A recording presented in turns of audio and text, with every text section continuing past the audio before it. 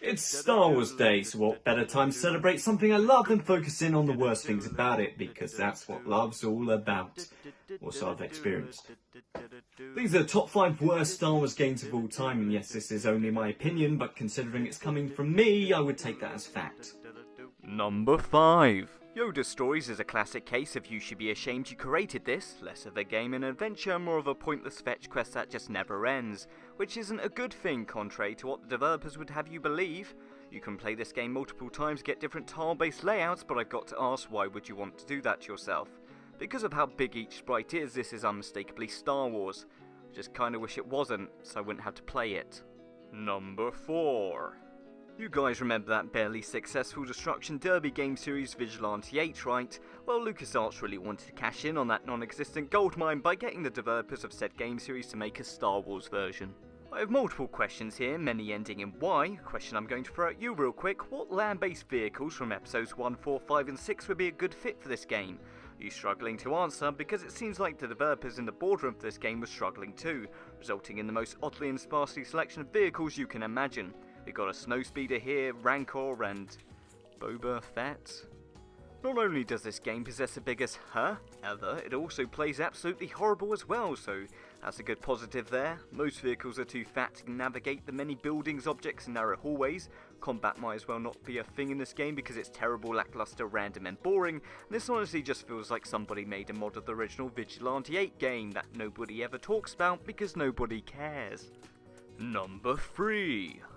While you could probably make the argument that technical limitations stopped the Game Boy version of Star Wars Racer being the fun, fast 3D arcade racing classic that the Dreamcast version was, I could also make the argument that maybe they shouldn't have put this game on the Game Boy Color then.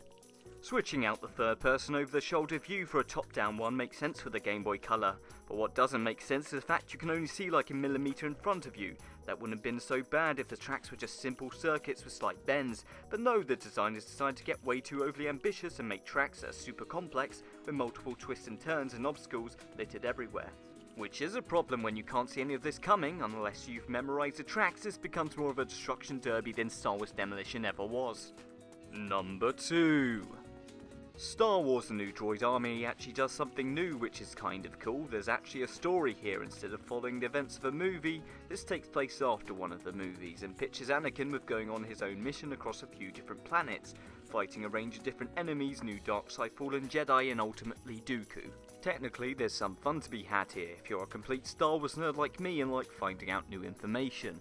So why is this rated second on my worst Star Wars list? Well, I'm not normally one to judge graphics, but the game looks really ugly for a Game Boy Advance game.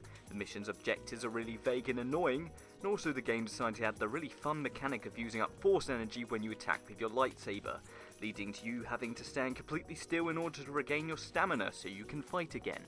This is supposed to be an action game, I'm not sure about you, but I don't find standing still action. Also, random bit of information and spoilers here, you end up killing Dooku at the end of this game. I'm not sure what the developers were smoking to believe that George Lucas would have accepted that the only way to find out about Count Dooku's death would be to play this really bad Game Boy Advance game. But I guess it's good to have dreams. Number 1. Not only is Fight of the Falcon my pick for the worst Star Wars game ever, it's pretty close to being the worst game of all time ever. I mean honestly, what even is happening here? I really don't know. I'm pretty sure if I were to hand you a Game Boy Advance running this title covered in dog feces obstructing the screen, you would definitely play this game about as well as if it wasn't, or even better for that matter. This is 100% the most hideous video game I've ever seen in my life. This game runs about as well as someone with no legs would run, and I'm actually just kind of in awe that this game wasn't canned and actually hit store shelves. It's a piece of Star Wars legacy that will probably haunt the person who made it for the rest of their lives.